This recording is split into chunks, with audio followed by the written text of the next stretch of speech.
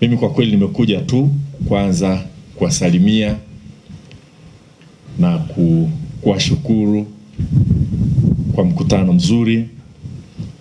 Nilipanga nije siku ya kwanza hapa kuonana na nyie, na kwa hakika ilikuwa ni hamu yangu sio kuja kufungua wala kufunga, ila kushiriki kama alivyofanya mbunge mwenzangu, lakini hali ilivyo mambo ni mengi, mengine ya dharura.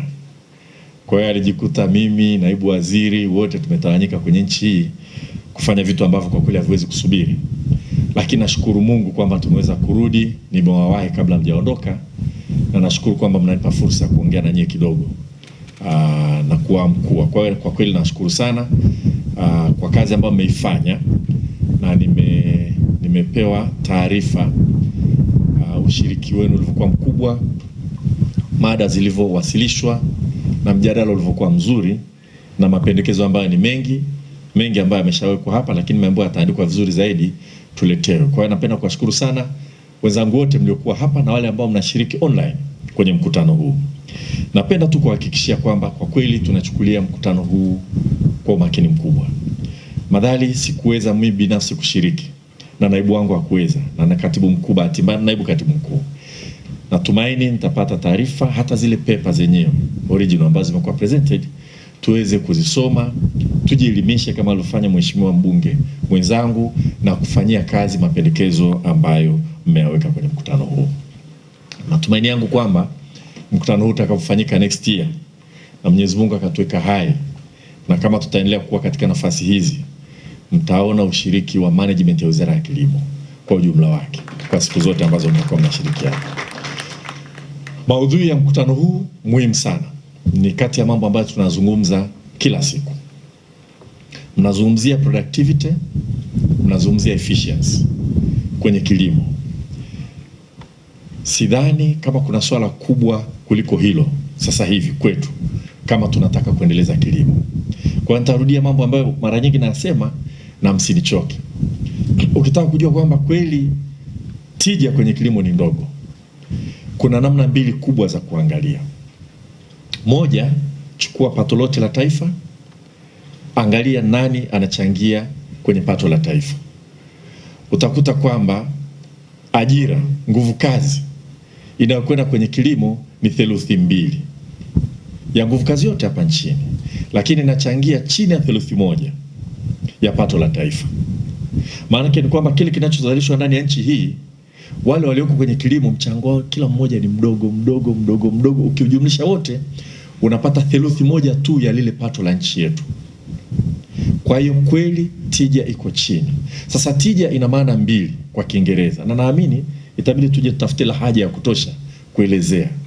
Kwenye Kiingereza hapa ametumia neno productivity, ambalo ndio zuri zaidi. Lakini productivity maana yake ni nguvu zote, juhudi zote unazozielekeza katika kilimo na unapata nini. Maana yake sio masaa tu ya kufanya kazi, sio pembejeo tu ulioweka, ni pamoja na eneo ambalo unatumia kwa ajili ya kulimia, halafu unaangalia umepata kiasi gani. Kwa hakika lazima upime hivyo. Lakini njia nyingine ya kuzungumzia tija ni yield, ambayo ni unavuna kiasi gani katika eneo. Hasa unavuna kiasi gani katika eneo, haikuambii umeingia gharama kiasi gani kuweka pembejeo, haikuambii umetumia masaa mangapi kulima na kadhalika na kadhalika. Lakini kwa vyovyote vile tukiangalia productivity au yield katika nchi yetu bado iko chini sana. Njia nyingine ya kuangalia kupima tija ni kuchukua zao moja moja, na madhara yake tunayajua. Sasa mfano mzuri sana tuchukue pamba, kwa sababu pamba hapa kuna mikoa 17 hapa nchini inalima pamba, na ni kanda ya Ziwa na mpaka Dodoma hapa kidogo, Singida na kadhalika. Kwa kama tunazungumzia zao la biashara kwa maana ile tulikuwa nayo, kwa sababu siku hizi mimi naamini na tunaamini kila zao ni zao la biashara. Lakini tukichukulia traditional definition ya cash crop, kama ukiweza kuongeza tija katika pamba, unagusa maisha ya watu wengi sana nchini. Lakini sasa hivi katika ekari moja sisi tunapata kilo 200 mpaka 350 ya pamba katika ekari moja. Hapa Afrika, West Africa, wenzetu wanapata mpaka kilo 1000 hapa West Africa. Kwa nchi ya Kiafrika kama kwetu. Ukienda Misri wanapata mpaka kilo 2000 kwa ekari moja. Sasa unaweza kujiuliza, wakati tunapolima pamba sisi kwa nguvu kazi inayokwenda na kujaribu kulima na ardhi tuliyoiweka kwa ajili ya kulima pamba, tunatarajia nini kuwa na ushindani? Kwa sababu maudhui ya mkutano huu yanazungumza competitiveness, na maudhui ya miaka 5 ya maendeleo sasa hivi ambayo tunatekeleza ni kujenga uchumi shindani. Tunatarajia vipi kama bei ikiyumba duniani huko ikashuka, kati yetu sisi na wale wa West Africa wanaolima pamba na Egypt, nani ataendelea kubaki sokoni? Na vile vile tunatarajia nini katika kuondoa umaskini endapo hatuwezi kuzalisha zaidi katika eneo ambalo tunazalisha ili tuweze kuondoa umaskini? Kwa hiyo ukichukua zao moja moja utaona tatizo la tija. Hivi nimetoka nyanda za juu kusini, tunaangalia bei ya mahindi na mbolea. Iringa pale umeongea na maafisa kilimo na nani wanasema wastani wa ekari moja tunapata magunia 15, 12, 15. Lakini kuna uwezekano kupata mpaka magunia 40 na zaidi. Sasa bei ikishuka wakati unachopata ndio hicho hicho, ukweli unaona kama huwezi kulima, na hasa kwa sababu ya pembejeo imepanda.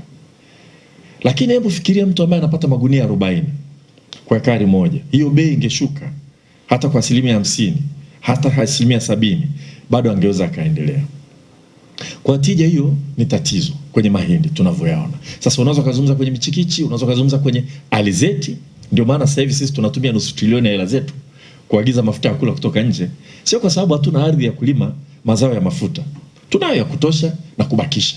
Lakini tunatumia hela zetu zote, half a trillion tunaenda tununua mafuta ya kula kutoka nje.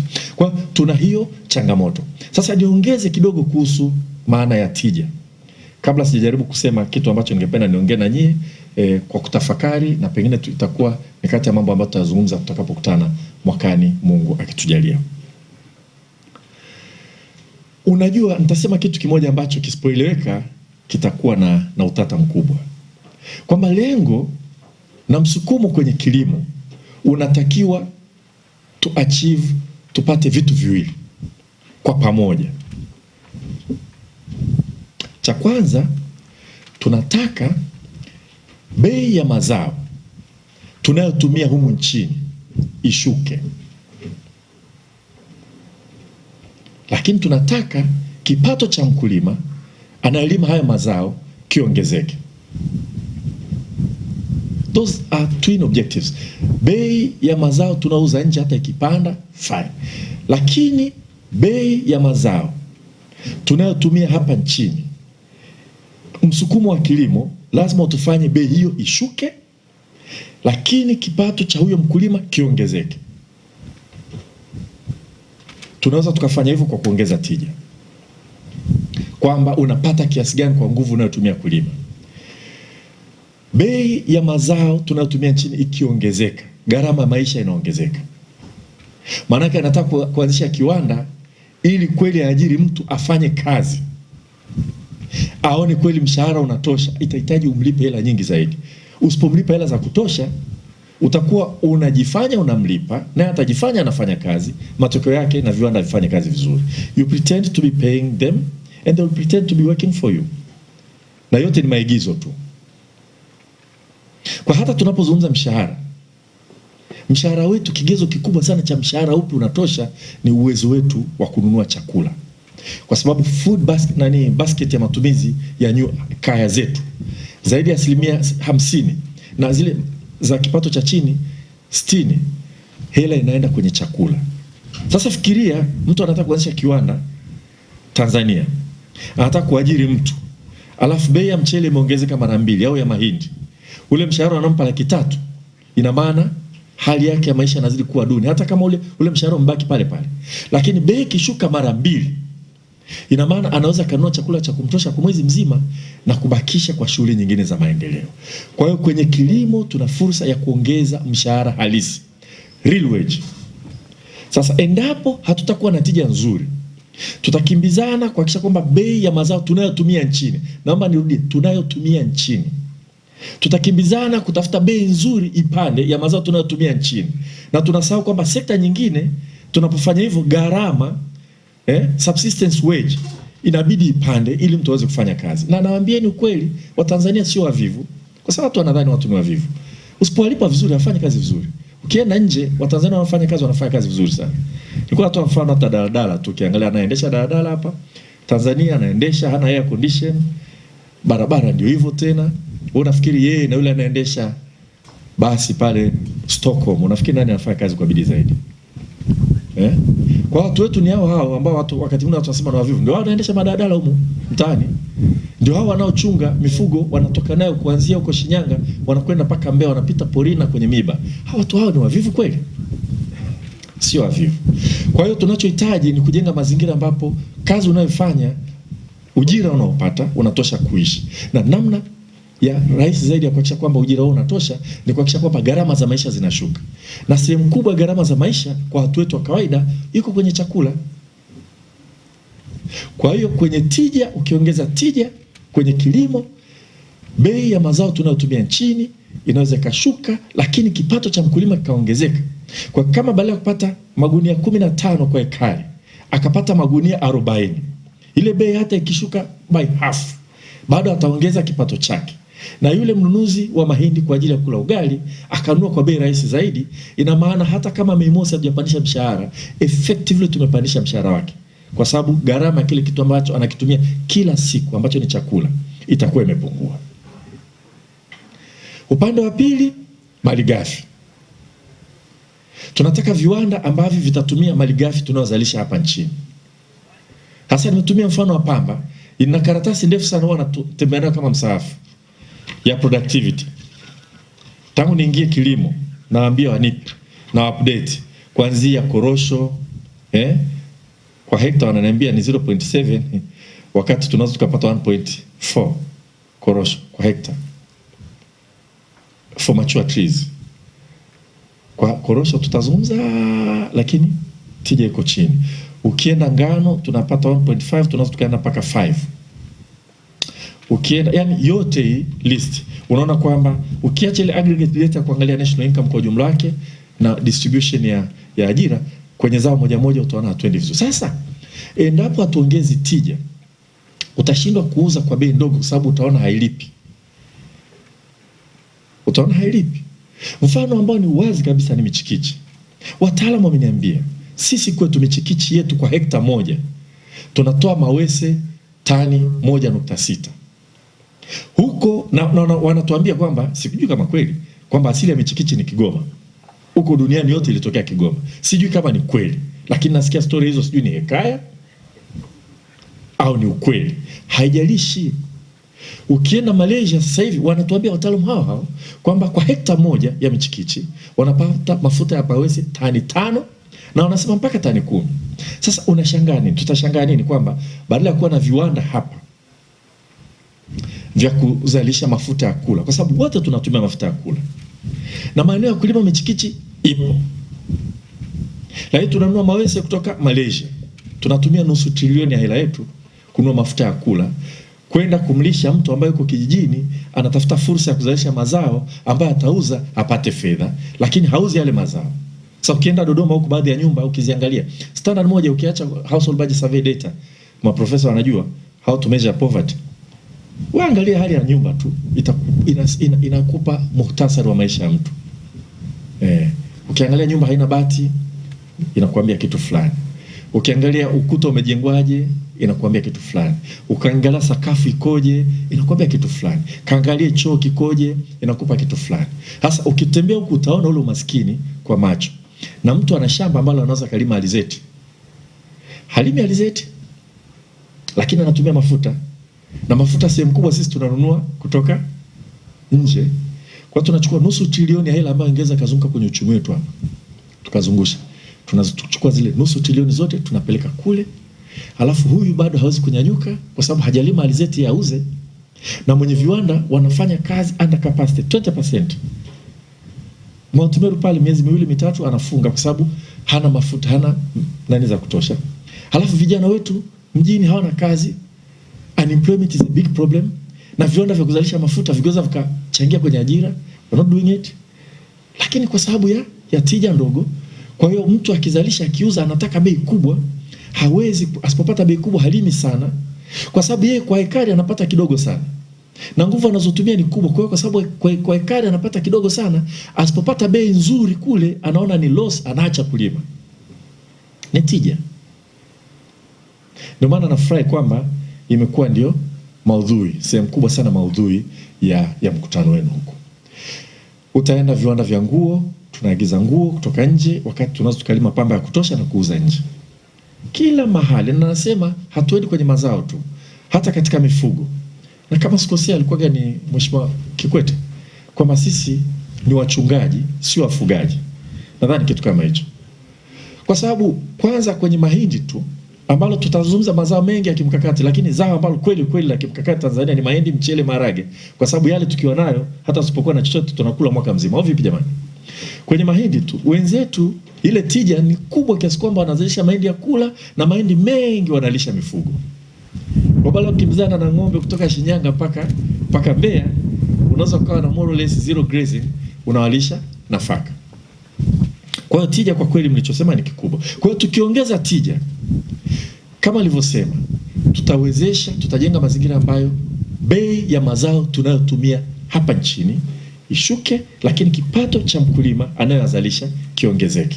Maana yake ni kwamba mshahara halisi wa watu wetu utaongezeka, gharama ya maisha itapungua na malighafi zitapatikana katika bei ambayo itavutia wawekezaji zaidi kuja kuwekeza katika eneo letu la kilimo. Kwa hiyo mlichozungumza na mlichojadili hapa tutapenda tukione, kwa sababu kazi yetu kubwa ni kusukuma kuongeza tija. Kwenye bajeti yetu tumeweka mambo, tulizungumza kwanza ni utafiti, tumeongeza bajeti ya utafiti kwa 94%, na pamoja kwamba mheshimiwa my colleague, my friend mbunge amesema bajeti ya Wizara ya Kilimo ni ndogo, haijaongezeka mwaka juzi, mwaka jana, mwaka huu ni ile, lakini tumepanga pangua, tumeongeza bajeti ya utafiti kwa 93%. Pili, seed multiplication, uhaba mkubwa wa mbegu. Tunataka kulima alizeti sasa hivi, tuachana kuagiza tu mafuta kutoka nje, hakuna mbegu nzuri, kwa sababu natija inategemea sana mbegu nzuri. Kwa tumeongeza bajeti ya seed multiplication. Haya mashamba yote ya ASA 13 tunataka yote yaanze kwa kasi. Tunaongeza bajeti kwenye ugani. Ugani tulikuwa na shilingi milioni 603 kwenye wizara hii. 603. Tumetoka pale tumeenda bilioni 11.5. More than 20 folds. Tunaenda kwenye ugani, kuwawezesha maafisa ugani, ili utafiti huo tuliofanya wa kilimo bora, mbegu hizo tukishazalisha tuwe na mekanizmu na kadhalika. Kwa sikusudi tena kurudia yale ambayo tumeshazungumza bungeni. Sasa mimi nataka niongee mengine mawili kidogo, ndugu zangu.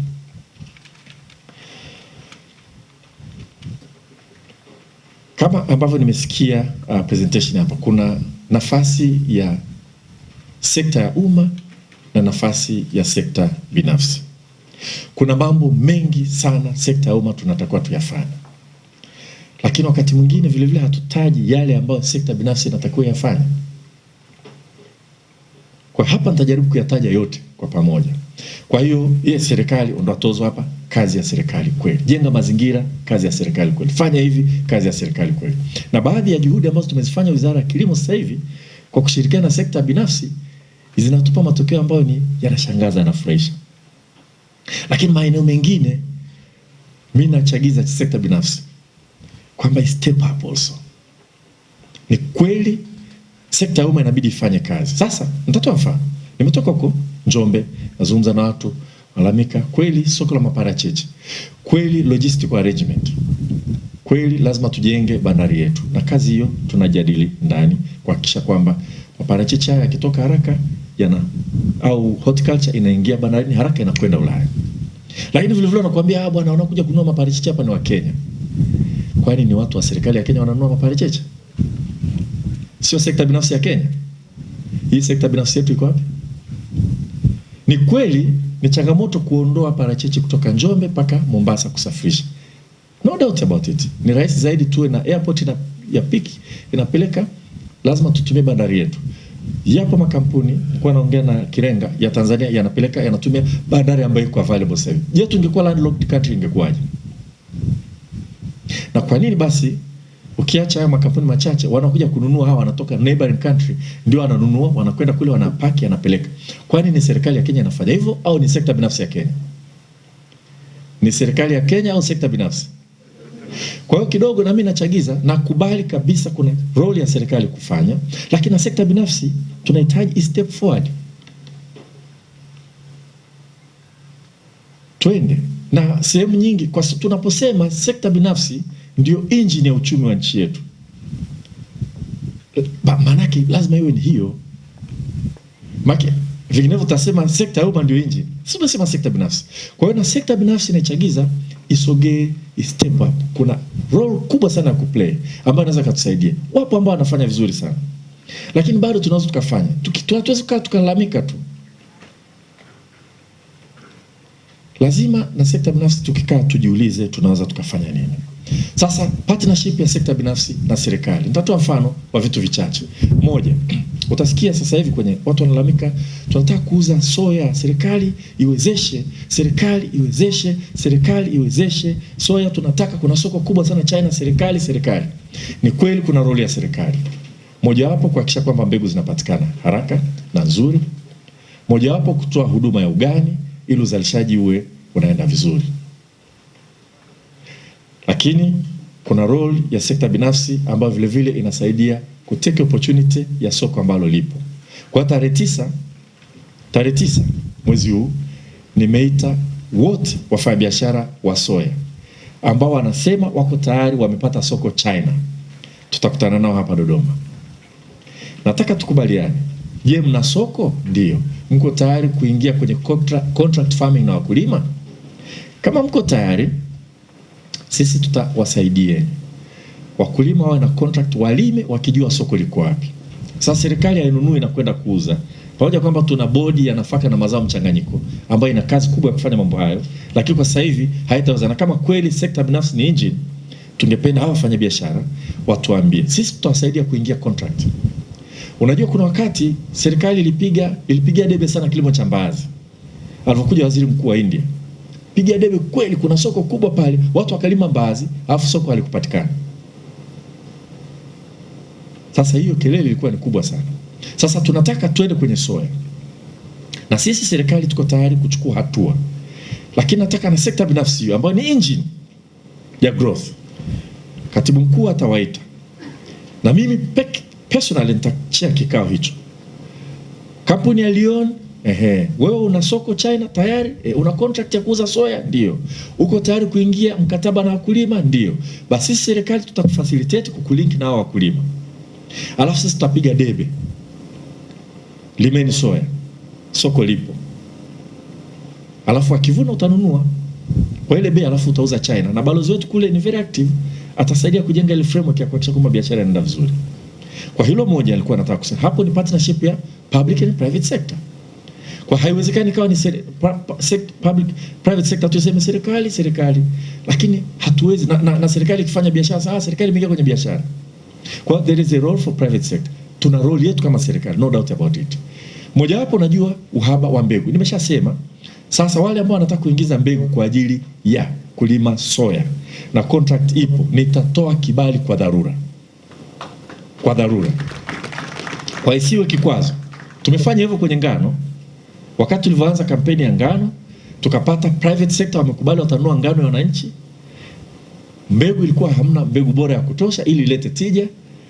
Nilitoa kibali kama waziri, mamlaka ninayo. Tumeagiza mbegu kutoka Zambia, nadhani nyingine imetoka Zimbabwe, haraka wamepelekwa wakulima, wanalima na kilimo cha ngano kinaanza kuongezeka. Huo ni mfano wa kwanza.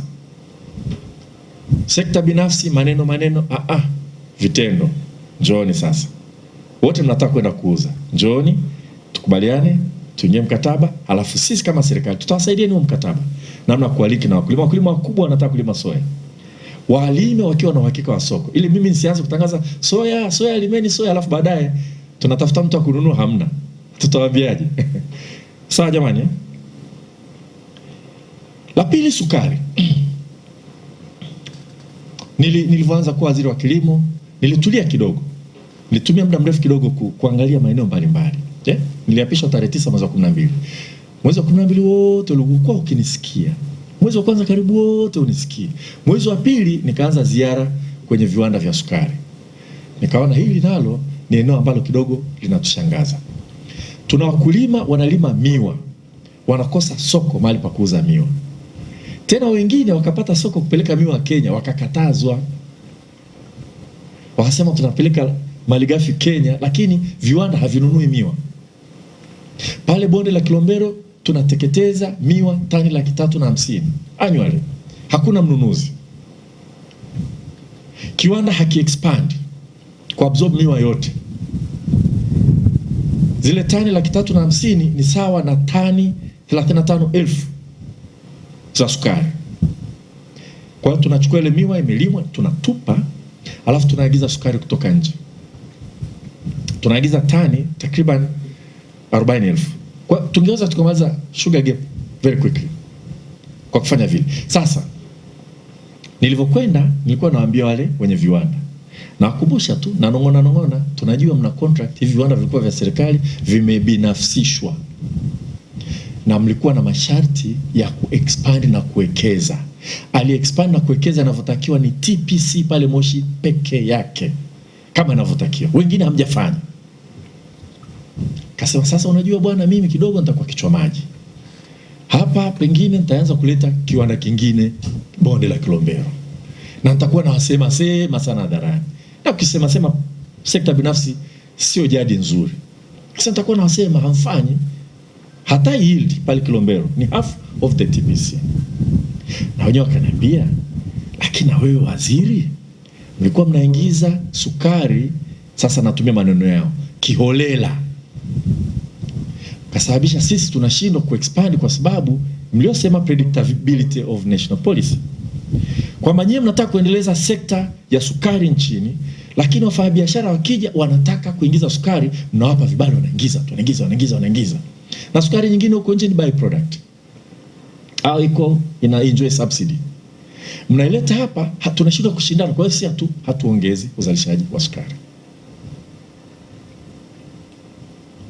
Kwa vijana wetu wanatafuta ajira, vijana wanamaliza shule. Mimi ni mbunge, mwenzangu nao utakuwa unajua. Hakuna simu ambayo tutazipata nyingi kama jamani, mtoto wangu amaliza shule, amaliza chuo, hana ajira, mtoto wangu hana ajira. Alafu sisi kwa maneno ya wale wenye viwanda tunaingiza sukari kiholela kuuza humu ndani, alafu viwanda vya sukari vinashindwa kuwekeza, kuexpand. Kwa private sector inatuona sisi tumewasuffocate. Lakini sasa serikali for the last 5 years walisema sawa, mchawi mpe mwanao amlee, vibali vya sukari tunawapa nyinyi wenye viwanda, mkiagiza zaidi mnaona mnakanamiza nani yenu hapa. Sisi tukisha estimate sugar gap tunawapa nyinyi vibali mlete sukari. Kwa hiyo tumekuwa tukifanya hivyo, na matokeo yake tumeondoa sugar gap kutoka tani 120 na kitu elfu mpaka tani 40,000. Kwa tuna progress. Kwa mimi nimeingia nimekuta sasa wanasema I can stand tall and see far because I'm standing on the shoulders of the giants. Nimekuta initiative nzuri zimefanyika na serikali kabla sijaja waziri wa kilimo. Kwa hiyo najivunia mafanikio ambayo tumefika kupunguza sugar gap kwa sababu ya kazi nzuri iliyofanywa na wenzangu na serikali kwa ujumla. Mimi kama waziri wa kilimo nitasimamia. Najua pressure kubwa sana tuingize sukari. Anataka tuingize sukari kinyume cha sugar gap ni msaliti wa nchi yetu. Anataka sisi tusiwape vijana wetu ajira, miwa ya wakulima isinunuliwe, tulete sukari ili watu wachache wanufaike na hiyo. Haikubaliki. Vibali vya sukari vinapitia kwa waziri wa kilimo. Na mimi ndio waziri wa kilimo. Mwakani tutaacha kuimport sukari. Viko viwanda vitaanza kuzalisha. Na nisingependa kati ya sasa hivi na huko tuanze kuingiza sukari kiholela. Nilisema mwanzoni kwamba tutaambia Sugar Board ndio iagize sukari. Lakini kwa sababu ya uwekezaji sasa umeanza kupanuka. Kagera Sugar nimeambiwa nataenda kutembelea. Wanaenda vizuri sana. Kilombero wanaweka bilioni 576 kitu kama hicho kuexpand. Kwa hiyo ukweli ni kwamba mazingira ya serikali yaliyofanyika sasa hivi yameanza kuwahimiza kuwekeza. Na niseme hiki nilichoambiwa Walisema wanamsikiliza Mheshimiwa Rais, wamemsikia Mheshimiwa Samia Suluhu Hassan. Haya maneno sio yangu. Tumemsikia Mheshimiwa Samia Suluhu Hassan anavyoongea. Imetupa confidence, body imeamua kuweka bilioni 576 kuexpand na kufanya Kilombero Sugar kuwa probably the largest sugar producing hapa Afrika Mashariki. Sasa wanahitaji sisi tuwalinde, kwa sababu tamaa ya kuingiza sukari ni kubwa. Kuna pesa humo, ni kama dawa kulevya, tamaa kubwa. Wanakuambia waziri, sasa vipi bwana, tupige hela hapa kidogo bwana, kuna nafasi hapa, nipe kibali bwana, tutaongea.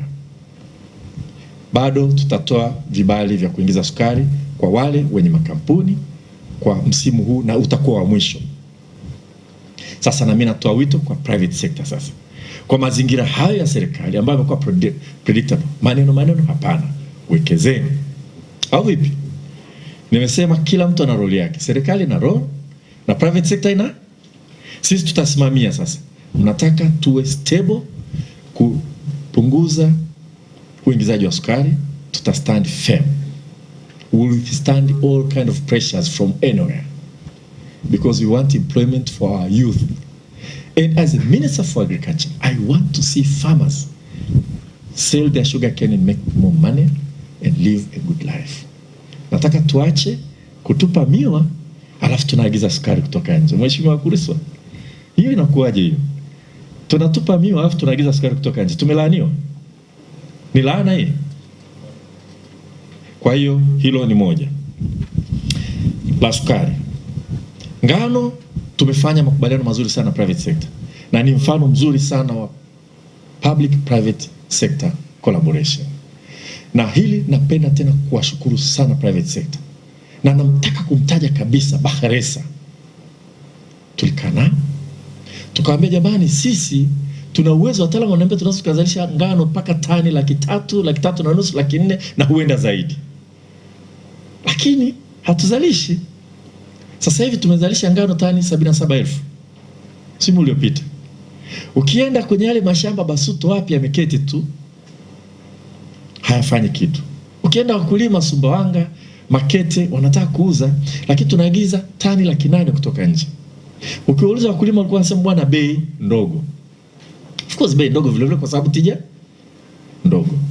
Kwa hiyo tumemaliza hayo, lakini private sector wanaoingiza ngano kutoka nje wametukubalia. Sisi bwana, tutahakisha tunanunua ngano yote ndani kwa kutumia CIF plus clearing charges at the port, which comes to about shilingi 800 kwa kilogram.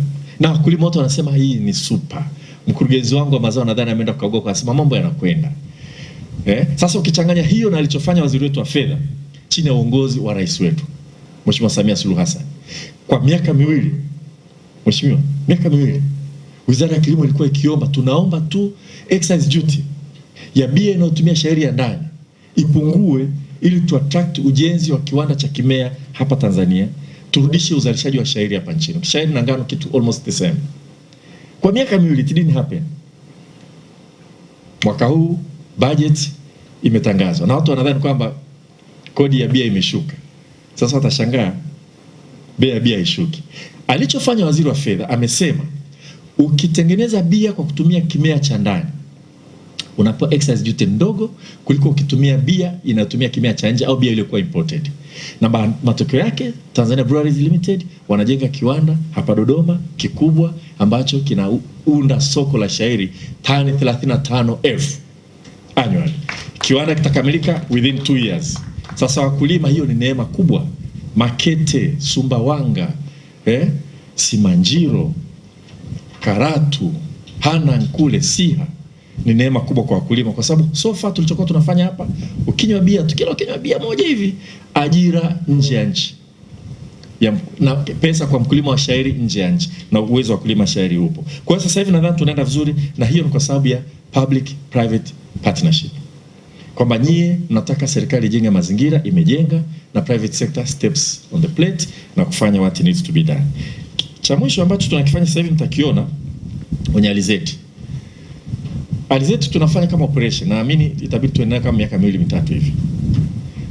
Kwamba viwanda vyote ambavyo vinakamua alizeti sisi tunatengeneza mfumo, tunawaletea mbegu nzuri, mbegu bora.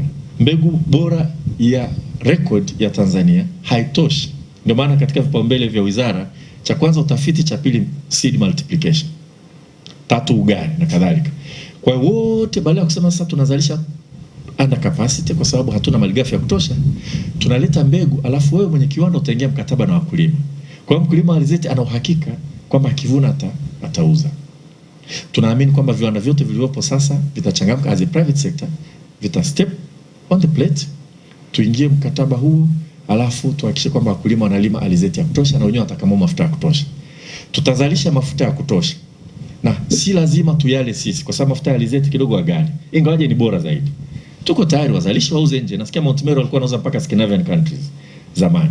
Fine, tuuze alafu tuendelee kununua mafuta ya mawese mpaka equilibrium itakapofikiwa. Lakini cha maana kwamba hata kwenye balance of trade ni kwamba tutakuwa tunauza wakati tunanunua. Badala sasa hivi ambapo kazi tunafanya kununua tu. Kwa serikali tumestep in ili kusaidia wakulima kupata mbegu nzuri. Tunaagiza sisi mbegu kwa utaratibu kwa kushirikiana na mabenki. Na mabenki ni private sector. Alafu tunakuja tunakaa na viwanda vya kukamua mafuta, tunaingia nao mkataba, tunakabidhi mbegu hizi hapa. Hizi chukua. We won't ask for money up front. Alafu wale tunaunganisha na wakulima, wanakabidhi wakulima, hizi chukua. Mkulima aliingia mkataba, sisi tunampelekea huduma ya ugani, namna nzuri ya kulima. Na nafurahi technological solution tunaipata kwa sababu makampuni ya zana za kilimo mengi yameanza kufanya kazi na wakuu wa mikoa kwa hakika wanafanya mambo makubwa sana. Sasa hivi ukienda Manyara, ukienda Singida, ukienda Dodoma, wapi wanafanya wao wenyewe, wameanza kuwaita kuanzisha technological centers kwa sababu hata planters zile za kuotesha alizeti zianze kuja kwa wingi ili tuweze kuzalisha alizeti. Hapo ni public private partnership. The private sector should step on the plate. We are doing our duty. We will do our part. Sasa tunatarajia wale viwanda watakuja, watachukua zile mbegu. Mkulima siku anauza ndio tutarudisha ile yetu ya mbegu. We are taking huge risk. Huge gamble. Lakini nadhani vile vile the higher the return, the higher the risk. Sasa we are willing to take that risk. Kwa sababu ile tutazichukua, tutafanya kazi, tutakwenda huko, twende kwa pamoja. Na we'll do that kwenye maeneo mengi zaidi. Nitatoa mfano mmoja tu kabla sija conclude. Moja, nilikuwa Njombe, nimetembelea mradi wa umwagiliaji wa Itipingi. Mzuri, maji mengi. Tumetembea sio kilomita ngapi? Juzi. Super, safi. Lakini angalia mazao siyaoni. Huyu kalima mahindi kidogo, huyu kalima nyanya chungu, huyu kalima cabbage, nini? Tumetumia karibu nadhani milioni 400 kwenye ule mradi na tunahitaji kupeleka milioni 900 tena. Hasa nimejiuliza, hawa wakulima wanafanya kazi, wanatumia ile fursa, lakini they need public sector to step in and other private sector. Kwa hiyo nimeshaongea na ndugu yangu Kirenga hapa. Na tutaongea na taasisi nyingine. Na barua nadhani naenda kuzisaini. Hebu tuendeni kwa pamoja. Kwa wale wakulima, tutafute zao ambalo linalipa vizuri sana. Tutafute mnunuzi. Kama ambavyo pale Mvomero kuna vijana wamekusanywa na Sugeko. Wanalima pilipili na soko wanalo. Dash Company itakuwa inanunua na bei washakubaliana. Na nashukuru leo nimeambiwa John Deere ameshaenda pale, liwaomba wauzaji wa zana za kilimo waende kusaidia kuclear ile shamba haraka haraka. Nimeambia John Deere ameshakwenda, na mimi ile kampuni ya Camna itakwenda, watakwenda. Kwa wale vijana nimeambiwa kwa hesabu zilizopigwa, ekari moja unaondoa gharama zote utapata shilingi 500,000 kwa ekari moja kwa kulima pilipili. Kwa sisi tutawasaidia kuhakikisha miundombinu ya umwagiliaji na kila kitu inakwenda pale. Hapo ukizungumza swala la tatizo la ajira, mtu ambaye hataki kufanya kazi, kama tukianzisha hizo fursa tukazisambaza nchi nzima, maana yake ni kwamba huyu tu hataki kufanya kazi, lakini watu wanahitaji fursa. Sasa kwa wakulima Itipingi, nasema tu hadharani hapa, kama tulivyofanya kule Noski, na nakushukuru sana umeenda na Tanzania Agricultural Development Bank pale Kabambe. Sasa na hawa nataka tuende tusaidiane na SACCOT. Ni zao gani walime? Maji yako pale. Haiwezekani wanalima cabbage kidogo, huyu nyanya chungu kidogo, huyu mahindi nini, it will not pay. Return for investment will be very low. Lakini kwa mfano tukapata contract ya kuuza, hata nilienda Arusha pale, kuna wale wanatengeneza zile beans. Zile mbichi zinauzwa Ufaransa. Huge money. Ni investor kutoka nje anatengeneza, is making a lot of money. Tutafute kitu ambacho akikilima, maji yako pale, tutafutie soko, mambo yaende. Ili waanze kupata hela nzuri maisha yanyanyuke kwa sababu ya ule mradi, na kwa sababu tumeweka tozo sasa katika shughuli za umwagiliaji ili hela zipatikane ziendeleze umwagiliaji sehemu nyingine. That is public private partnership. We are ready to play our part. Na private sector, I call upon you to also step on the plate and play your part. Hivyo ndivyo kilimo kitakavyoongezeka, na yote hayo actually ana address issue ya tija. Kwa sababu hata kule ambako tunataka hata alizeti, hatusemi tu watu walime alizeti. Tunajua lazima uweke mbegu nzuri ili upate tija. We know that. Okay? Lakini kama ninavyosema, naomba na private sector sasa hata wakati wa kujadili, ni kujadili sisi tufanye nini. Kweli serikali ifanye nini, serikali ifanye nini, fine. Lakini there's a role. We are not going to say the private sector is an engine of growth without them playing their role. Sasa yale maswali ambayo nataka serikali ifanye tutafanya. We'll clear the ground. Nataka ule mfano wa ngano ambao tumeuona, ambao serikali imeunganisha tu importers wa ngano na framework ya kununua ngano nchini, na sisi kuhakikisha mbegu zinapatikana, mambo yamekwenda. Haya ndio mambo ambayo tunataka kuzungumza sana sasa hivi. We really need practical steps. Wakati wananibrief haraka nilikuwa very patient. Ukiniambia kitu general, cross border traders, hizo ni term jargon zinatumika. Niambie what's the problem? Be very practical. Where? Nini hasa? Break it down to steps that we can deal with. Na nashukuru walipa feedback nzuri. Na that's the way we are going to move forward. Kila kitu vingine vitakuwa ni mfano, vitasaidia watu wengine kuendelea. We are optimistic, we just hope we will succeed. Kwa hiyo hata nyinyi ambacho mmezungumza hapa tutabeba, kwa sababu haya yote mengine hajatoka kwenye kichwa cha mtu yeyote. Yametoka kwenye vichwa vyenu. Nimekaa, nizungumza na Nyange, nimezungumza na wewe, nikutafuta, nataka kukaa na wewe nisikilize tu. Kirenga, wewe unajua kilimo kuliko mimi. Alikuwa mkurugenzi wa maendeleo ya mazao wizarani. Niambie Kirenga, sasa tufanyeje? Naenda nakaa na Jafet benki ya kilimo, nakaa unasikiliza tu. Haya yote hayo ni mkusanyiko wa your collective thinking. Practical solutions ambazo mmezi advance. Kwa hata kikao hiki tutadistill what we discussed to get practical steps that we need to take to move agricultural transformation forward in this country. That's the only way to go forward. Ndio maana nashukuru sana na nimefurahi sana nimepata fursa ya kuja kuona na kumuona Laseko hapa. Bwana Laseko, tulipiga blueprint Yaani kikuona tulivyoshirikiana ukiwa waziri mkuu, mimi nikiwa katibu mkuu viwanda, and things that we managed to move forward together. Very good to see you. Baada ya kusema hayo, naomba niungane vile vile na wote hapa kuwashukuru wote ambao wamefadhili mkutano huu. Napenda kwa niaba ya serikali kuwashukuru sana. To appreciate, na kama kuna chochote kuongea nao, kuwasiliana nao, I would love to sign the letter to appreciate, because we need this annual conference to continue to take place. And as I said, next time we meet, God willing, we will be seated here. I'll take an example of my honorable friend to sit and listen and educate myself, because we have a mandate to do, but we are not smart than anybody else. The only thing we can do is to coordinate knowledge from different sources, distill it, and try to put it into operational steps that we need to. Kwa hiyo nawashukuru sana wote, na washukuruni wote kwa kushiriki mpaka sasa hivi na kufanya social distancing kama inavyotakiwa, kwa sababu hali sio nzuri sana. Mimi ni bunge wa Rombo tumepigwa, naona practical, naona ndio maana nimechanjwa, mamangu mzazi amechanjwa, mke wangu amechanjwa, ndugu zangu wamechanjwa. Wale ambao kwa kweli wanajua kuchanjwa ni hiari, tuchanje tu, kwa sababu hata tukichanja bado sijaacha kuvaa barakoa, kwa sababu tumeambiwa unaweza ukabeba vile virusi afu kumwambukiza mtu mwingine. Kwa hiyo tusibeze chanjo, tunachanja na tunachukua tahadhari ili nchi yetu isumie sana. Asanteni sana. Be blessed.